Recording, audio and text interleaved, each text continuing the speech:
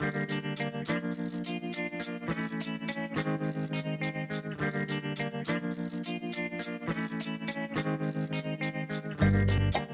this is Michael Emery. Thanks for tuning into the Slow Baja. This podcast is powered by Tequila Fortaleza, handmade in small batches, and hands down, my favorite tequila. Slow Baja is brought to you by the Baja XL Rally. The Baja XL is the largest and longest amateur off-road rally on the Baja Peninsula. It's 10 epic days, LA to Cabo to LA. Check it out at bajaxl.org. I'm here at Savvy OffRoad in Corona, California. With Gerald Lee, proprietor. Yes. You once told me this was your wife's business. Well, it's actually my son's business. Your son's business. Yes. All right. We met at the NORRA Baja 500. We're in the shop, so there's some actual shop working going on here, and Gerald's going to tell us all about what the shop does and what Savvy OffRoad does.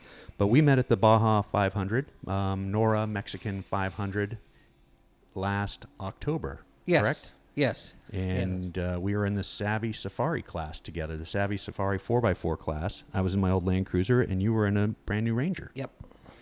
Tell me about Savvy. What do you do? How'd you get going? How did you told me you were just born in San Francisco, right? Well, yeah, but I don't claim it. Exactly. We got onto that immediately. How did a boy from San Francisco get on to playing in the dirt? My parents moved down to Hollywood, California when I was an infant. So that's where I grew up in Hollywood. And, went through working at the studios, Hollywood High School, the whole 9 yards. And so when we went to college in Pomona, then got married, moved to the Valley. And then from the Valley, we decided that traffic was just horrendous. No way not for me, the way the life I wanted. So we moved down to Orange County, and we moved down here. We built a house, and we were surrounded by orange groves. And 25 years later, there's houses all around the house. So we since have moved. But that's how I got it started. We're in Orange County now, and I met some cool people and decided to, one of my friends gave me a Jeep, a CJ, and it's like, hey, let's go four-wheeling. All right, let's do it. We had always ridden motorcycles and off-road and raced our motocross motorcycles and did that type of thing. The gateway drug. Yes. That's how it started. Kids ride motorcycles. Yeah, that's how it starts. So, and then later on in life, we had stopped riding and stopped doing off-road, but then a good friend of mine, John Butler, decided he was going to give me a Jeep. He bought two and gave me one. And that was one for his buddy. Yeah, got to have a buddy to go do these. It was history since then. I mean, as I started Jeeping, I realized I needed parts that were light and tough, because these things don't climb very well when they're, boat anchors. And that's born Savvy OffRoad. Savvy OffRoad started building aluminum gas tank skids, bumpers, and armor all out of, aircraft grade 661 aluminum. Previously, people were building aluminum products that they're building out of 5052, which is like tin foil, and it burns and breaks and bends quickly and easily, and it doesn't hold its form. So that started Savvy OffRoad. And during Savvy OffRoad, I met a lot of industry people in off-road, and I met John Curry. We had been wheeling together for years, and we heard, the King of the Hammers. We had all been watching King of the Hammers. His nephew, Casey Curry, did very well at the Hammers, at the King of the Hammers. And then Dave Cole, the owner of King of the Hammers, came with this ideal to develop a limited classes for manufacturers. So it's like, well, we got to do this. We're manufacturers of Jeep product. We're going to race in, the Everyman's Challenge at the King of the Hammers. So John and I built a Jeep Wrangler LJ, and promptly overhauled the day over modified cars in a stock vehicle. Wow. Yeah, that's making a statement. We overhauled the first year. The very first year was that. So we said, wow, that's not too bad. The next year, we overhauled again. But we had made that stock vehicle. We just put a motor and a transmission in it, because the motor that was originally the stock motor was a really cool motor, but it didn't last. So we put just an LS3 in it and ran the car again. And now we're racing against full 2 buggies and pretty good people out there. But we overhauled again. Wow. So it's like, wow, okay. Well, let's build a different car. And then that started. We built our 88, the famous 88, that is overall 6 times in that event. So that's got us in the racing. Yeah, I would think so. John had been racing Baja with his kids and, in Cherokees and G-Speed and all that stuff. I hadn't. But now it's like, okay, well, let's go race NORRA. So we raced NORRA in the 88 in the Ultra 4 class. And that Ultra 4 class included unlimited cars. But we ended up winning that class, too, in the 88. We weren't the fastest, but we were the most reliable. And we would always finish the day and never have any issue. So that was NORRA. And then we've since been racing. Jeep gave us a Gladiator to race in the Score Series. So we did very well in the Score Series. We actually won the World Championship in the Score Series in the Class 7F, the first Jeep Gladiator ever raced. And so where do you go from there? So now we're building some 6100 trucks to go play and get a little faster and get a little more knowledge on what we do in Baja. And but the Gladiator is racing again this year, hopefully. We want to get another World Championship for Jeep. Jeep's been a very good sponsor and has helped us quite a bit in attaining those goals. So that's where we are today. Well, it's funny to see you driving a Ford Ranger, but that looks like that's your grocery getter. It's actually my son's Jeep. Yeah, I just used it to try and take some parts to the powder coater. Okay. I actually drive a BMW, though, but not off-road. Yeah. But I do drive my Gladiator, my Drift Gladiator. I have a Drift Gladiator that we built with Jeep, and it's a Hellcat motor in it and lowered and. I saw it in the shop. I took a walk by. It's really fun. And, super fun. And are you the drift driver as well, or do you have a pro I can. drive? Yeah, you can. But, you can we get like it sideways. to have, I don't mind giving that glory to other people. Oh, that's great. I've achieved everything I want in life. It's just it's fun to let other people achieve some of that glory. So and that's why I had always been a big proponent of Jessie Combs. She was one of our drivers, and she had always tried to race in the King of the Hammers and never really had any good vehicles to drive. And so when we got her a vehicle that she could drive, she promptly overhauled. Yeah. And, she did really well, and one of our bittersweet moments. I see it in your eyes really for folks who aren't sitting here with us and able to look into your eyes. Yeah, I mean, what an unfortunate, tragic story there. So yesterday, it was rolling all over the internet that Jessie was actually proclaimed the fastest woman in the world. Wow. Yeah, so her record is 5:22, and that's what she had set out to do, and she achieved it. Unfortunately, she lost her life on that day on Alfred Lake. So. Well, getting off to a heavy start.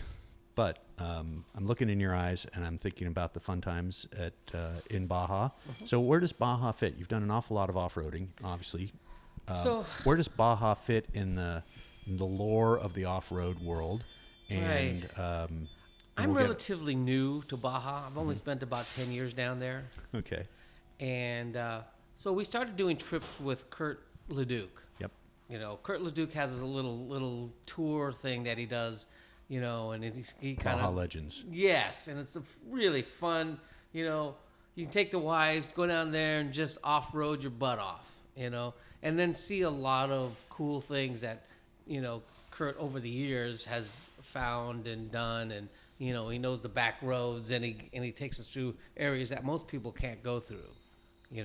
And good restaurants and decent hotels, and just a lot of fun. And so when the NORRA organization came to me and asked me, hey, do you want to do a Savvy Safari? I'm like, well, okay. But you got to have Kurt leading it. Yeah. So we were fortunate to have Kurt and Mark Stahl on our trip. Yeah, not a bad duo. Yeah, right? Exactly. So, those two old veterans, old guys, and they're a great group, and they keep the tour, the Savvy Safari, very interesting. Yeah, it was interesting for me. I wasn't expecting any hand holding or anybody looking after us.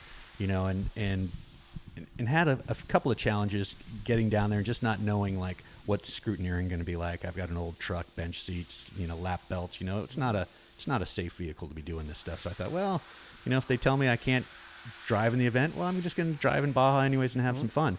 Well, then to actually show up on the morning of the event and meet Kurt, because I hadn't met you guys the night before, and to meet Kurt and have him look at me and when I'm wearing my pith helmet and driving this old thing, and he's like, "What's with this dude?"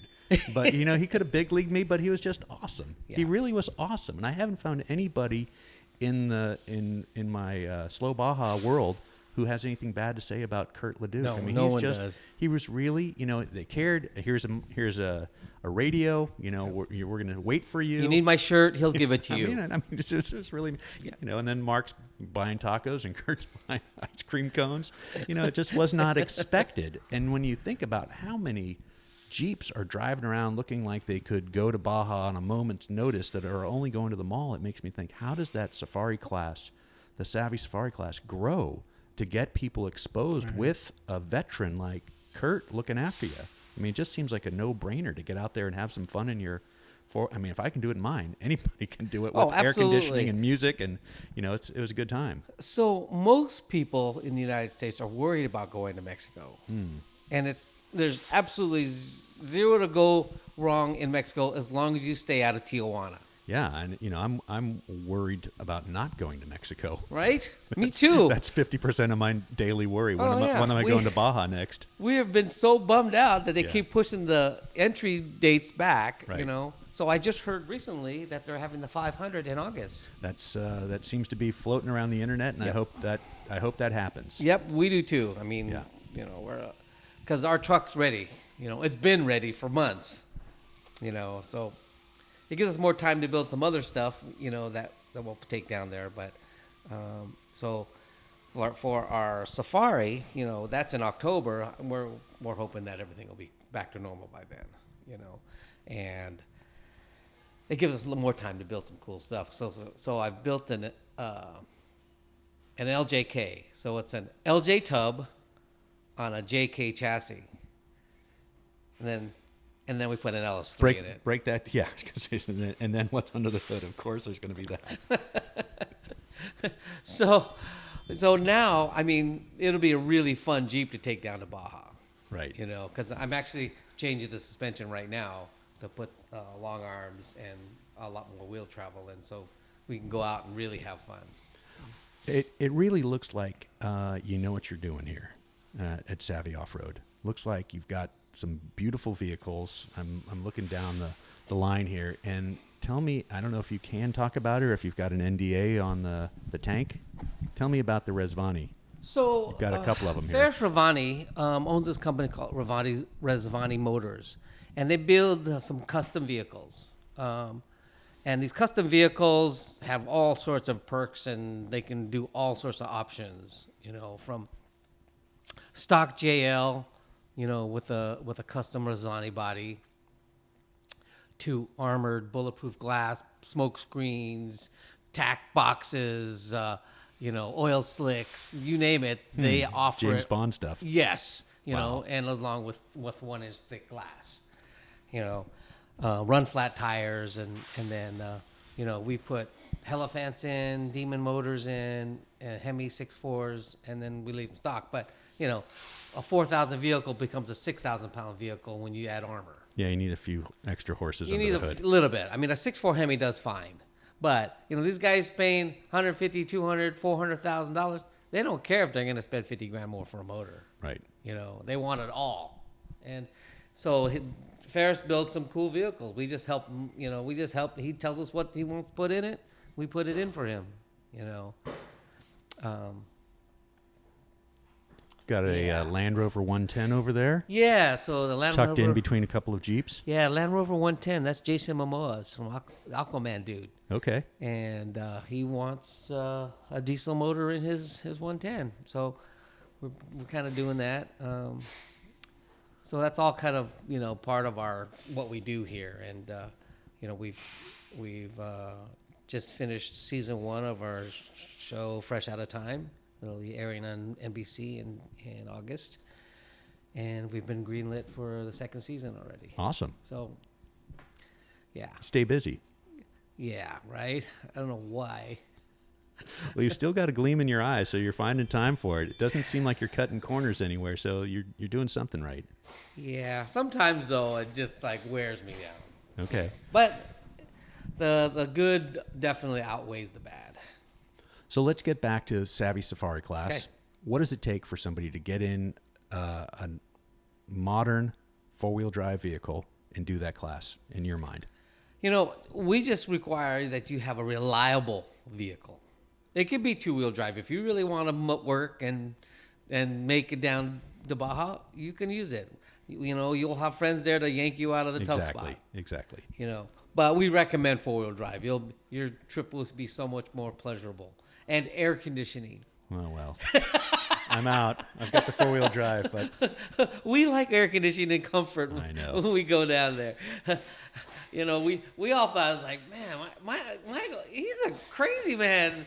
Half crazy. Yeah, The other half sure. is Fortaleza fuel. We're like, well, he's an Iron Man because that doing 500 miles open air Land Cruiser, 30-inch tires is like, wow, that's pretty awesome. So, my hat's off to you. Well, as I say, like seriously, I mean, it's the vehicle in my garage, so that's what I'm doing it with. But if I can do it, yes, anybody in a modern anything, exactly, with 4-wheel drive, push button, all time, a 4Runner, a Jeep, anything, come on down. Yep. No, and that's what we try to do is like we prefer Jeeps, Raptors, pickup trucks, 4-wheel drives. Anything that's going to come back. As long as you can be self-sustained. If you want to go romp on your stuff, you romp on your stuff. Just be prepared to fix it. Have your parts, because we're not going to be able to get you parts down there. Right. You just be able to be ready. Bring whatever you want, but just be ready for things that you're going to break. And you did the event with Miles. How do you pronounce his last name? Hasselquist. Hasselquist. Yes, Miles Hasselquist. He works. First time for him. Pardon? It was the first time for him. Yes. Oh, yeah. First time for him in Baja. I mean, he lives in Kansas, and he helps announce Ultra 4, King of the Hammers, and other events. But he had been dying to try Baja. So I let him drive my truck the whole time. He just loved it. He was grinning ear to ear. He was converted. He had a great time. Anytime he can go, he'll go. Yeah. So that's I mean, for us and for Kurt, for all of us, taking the Baja noobs is one of the most satisfying things that we can do. Show them what we love so much about Baja. Yeah, there's a lot to love. Yes, absolutely. The missions, the just the environment, the culture, the off-roading, everything is really, really interesting. You get away from it pretty quickly there. Like within a minute off that road, you're like, hey, you're out in the dirt doing it. Yeah, you drive out of Ensenada, south of Ensenada, and you're in the country. Yeah. Yeah. And that was pretty fun. I mean, honestly, and doing it with some friends was really something that I had not spent a lot of time having people worry about me. Like, where's Michael and Ted? Have they fallen off the face of the earth? And we felt like we had to check in with our parents. Like, hey, we're just going out here. We'll be back. We'll be home soon. Don't worry. But just keep following that road, Michael. Exactly. We'll meet you down there. We see your dust trails. We're going as fast as we can. It's 30 miles an hour. We've got it pinned. We'll see you soon. Day in the wash was interesting. Yeah. Yeah, that was. But getting back to that, the food was great. People were great. The 500 was so easy because you're just back to the same hotel at night, and it was easy peasy. So the 1,000 is a little more. We're gonna, it's city or town to town every day, town to town. So, but that's going to be fun too. So actually, I need to make reservations at the. Yeah, I was just thinking the same thing. We hotels on the way down. We better get some hotels booked. LSAO, yep. Will give us a hotel list. Oh, great! So then we can make reservations for the block. So I just stopped in on my way drive south, I stopped in and interviewed Mike Perlman at his home. Oh, so it was great to talk to him a little bit about the history of NORRA and what a terrific, just that his dad dropped a V8 in a Land Cruiser and said, "Hey, let's go play off-road," and then said, "I can beat that record," and didn't. But then said, "You know what? We need to have a race. Yeah, let's have a race." Yeah. I mean, like, the guy's a florist. That's just a crazy idea. Like, let's have a race. Let's do it, and they did it, and it happened. Yeah. And here we are. You see 50 years. his Land Cruiser? Yeah, it's That's too nice beautiful. for me. It's too I nice. know, me too. Too nice for me. Yeah, wait. I like to play with my toys. Yeah, I keep it simple and reliable, and if it gets scraped, dented, dirty, whatever, that's what it's for. It's just a good tool for that job. Yeah, so I am taking the Ranger, and I'm taking a Subaru Crosstrek. I saw that over there. Yeah, that's a little rally style. Yep, I'm going to take that down and see how it does. Wow. We're testing the Falcon Wild Peak tires. It's a Wild Peak trail tire, and it's been very robust for us. I've been beating the hell out of that car, but it hasn't been Baja tested yet. Okay. So, and Baja testing still means something, doesn't it? Yeah, it does. Because there's nothing like that really in the U.S. I mean, you can race Reno to Vegas, but it's not. It's usually a race versus going and cruising down Baja. Mm-hmm. Because you're on your own. You don't have pit crews and chase crews and stuff. You're on your own. I took a family trip down to Baja when my kids were very young.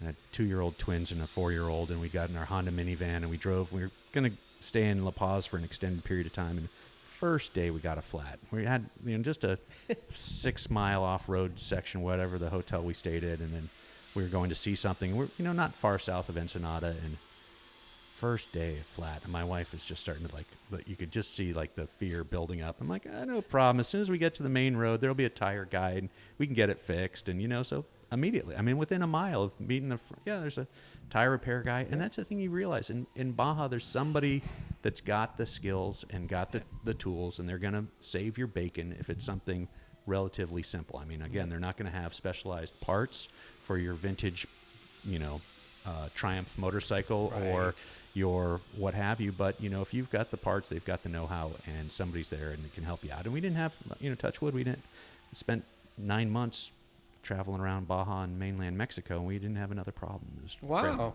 great, and that's day one, get it out of the way. And again, people in Baja, I think, are very generous and are there to help. Yeah, no, I agree. Agreed. I've only seen. Put it this way: I've never seen a bad side of Mexico, ever. And let's not. Going down there, I have never seen a bad side of Mexico. So people worried about Mexico shouldn't be worried about Mexico because we've been doing it for years, and it's just the only thing I dread is the Baja, the crossing back into the U.S. Exactly. That's the only thing I dread. Yeah. I hate to let this out of the bag, but we've used Otay Mesa a couple times in the last trips. Way to go. Holy Toledo is painless. Yes. You're driving. You do spend 20 minutes, 25 minutes more getting over there, Yep. But no time in line. Just Yep. right. Exactly. One time once in a while I've seen it bad. Yeah. The lines all the way up against the border for a couple hours, but was a very rare occurrence.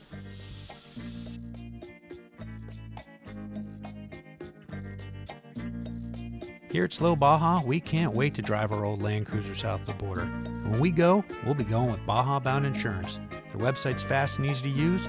Check them out at bajabound.com. That's bajabound.com, serving Mexico travelers since 1994. Hey, Baja tourism is picking up, and our friends at the Animal Pad and Tap Act want to remind you when you're crossing the border, just say no to puppy peddlers. I know they're cute, but the sooner we can end the demand, we can end the supply. For more information, check out theanimalpad.org and Tap Act on Instagram and Facebook. What do you do for fun? You seem pretty busy. You've got a gleam in your eye. I've said it 3 times now. You've got a lot going on. You're in a few businesses. How do you make time for just fun? So, fun is downtime for me. We'll travel internationally. We'll spend a lot of time in Asia, Europe, wherever we need to be or wherever we want to be. You know, we're lucky enough we're able to do the things that we want to do. Looks like you've made some good decisions in life, Yeah, and business so is that's still my strong. fun is just sitting on the beach. You know, I'm just gonna relax and just gonna get away from it all. Like, you know, we're planning a trip in August, and we're just gonna go to the North Shore of Hawaii, spend 8-10 days up there, and just relax. Terrific. Do a little surfing, just cruising around. And you said this is your son's business, so tell me about your family. So Michael, my oldest, runs Savvy OffRoad. He does everything for Savvy OffRoad, builds the all the armor products and all the products we sell. Savvy Motorsports is all this stuff, all the Jeeps and builds and all And that stuff. that's the stuff that you're pointing out your window here. Yes. The stuff that's on the racks, the actual Exactly, that's the Savvy actual Motorsports. stuff on real vehicles, making real vehicles Yeah. custom from soup to nuts, whatever you need. Exactly. You guys look like you can achieve it here. We don't generally take on new business because we're so busy doing existing business. And what we do with motorsports is, build cool stuff for off-road. That's generally what we do. Cool, reliable stuff that wins. Yes, that's key. It's got to be, have good suspensions, good reliable power plants. It's function over form in our shop. It's always been that way, And then we have Savvy Racing, which is our Ultra 4 cars and desert trucks and stuff. So those are 3 divisions of Savvy. And tell me a little bit about Ultra 4. That just seems to have exploded. Ultra 4, yeah. We've been in the game for 11 years now.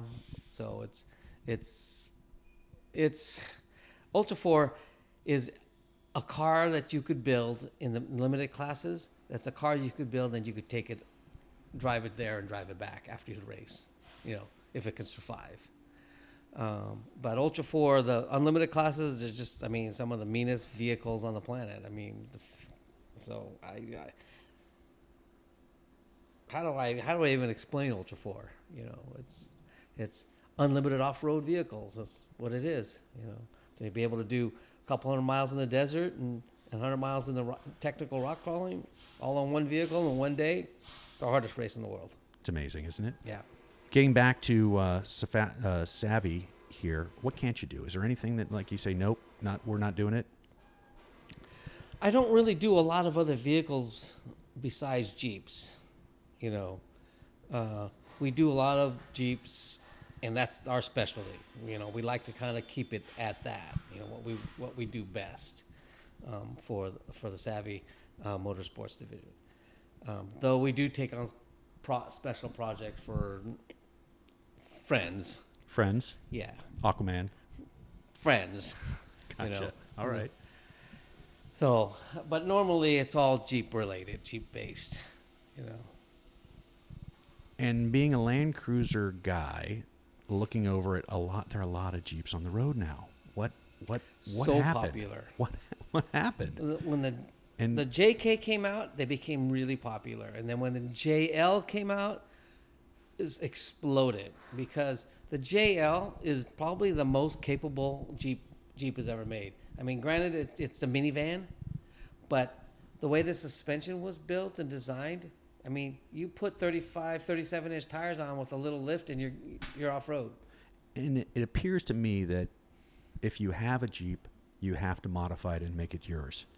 That seems to be. I'm just looking in from the outside.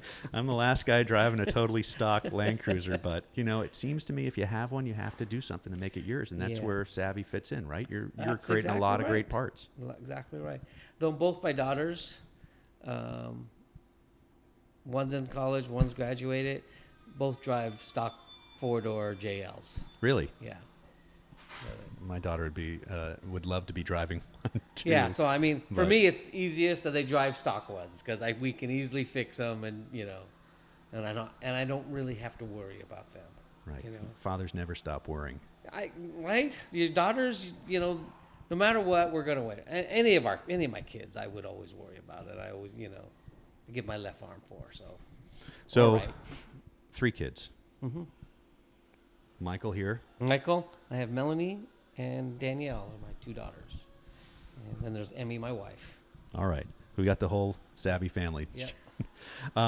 I appreciate you making some time for Slow Baja. I'm not going to take up too much more of your day. If you were going to jump in one of these vehicles and head off here, I mean, how in Southern California, off-road mecca, how far are you from doing something in the dirt here? Do you have to go to an off-road park, or is there still places that you know you can get out and get dusty? And So I just did a video shoot with the Subaru. Your rally-style Subaru? Rally style Subaru. We went to Cleghorn Trails.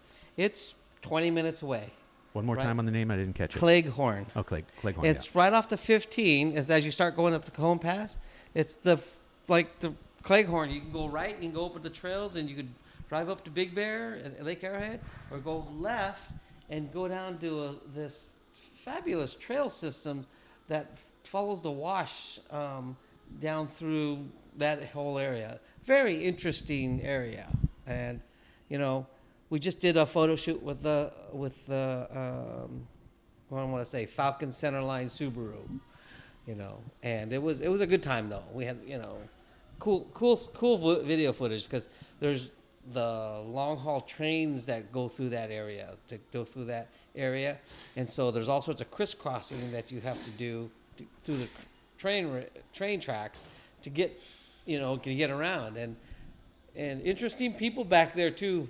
Interesting. And it's kind of like, wow, where all these people come from? Because it's back country. But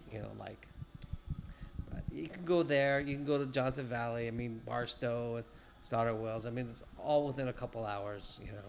And within a couple hours, you can be heading south of Tijuana, and pretty soon you're off to Great Tacos. Exactly. Yeah. Exactly. Yeah, 3 hours, and 3.5 hours we're in Ensenada. It's a little longer for me. Yeah. That first day drive down from San Francisco in a Land Cruiser kills you. But then day 2 is pretty good. I thought you lived in San Diego, but you live in San No, my daughter's there for school, and my wife works in L.A. Monday through Friday, so she's prior to Corona was flying down every week. Oh, so man. She's got a place in downtown. All right. But since Corona, she's been working from the kitchen table like everybody else. Yeah. So Corona, the shop never stopped working. Everybody didn't want to stay home. They all work, but we have plenty of social distancing here, and it was always said and implied that if you even feel sick, you stay home, and no one got sick. No. Yeah, we're talking that for those who are going to listen some years from now, we're talking June 26th, 2020 here. So we're still in the midst of whatever we're in the midst of. Yep. Gerald and I are sitting across from each other with a long microphone cord, staying physically distant, but I understand you're supposed to be physically distant, but socially not too distant. Right. So keep a smile on your face. Gerald's just about, I've worn out my welcome here, so I'm going to say thanks for making some time. Where's the best place for people to find you online, find out about Savvy?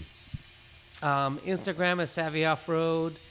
Facebook is Savvy OffRoad. I'm Gerald Lee. Call me whenever. You're accessible. I am You accessible. got right back to me. Yeah. And I didn't even bring you any Fortaleza. I drank it all last night and celebrating a couple of birthdays. So, well, Gerald Lee, thank you very much for making some time for the Slow Baja podcast, and I look forward to seeing you in Baja. Look forward to it. All right, man. Thanks. Hey, you guys know what to do. Please help us by subscribing, sharing, rating, all that stuff. And if you missed anything, you can find the links in the show notes at slowbaja.com.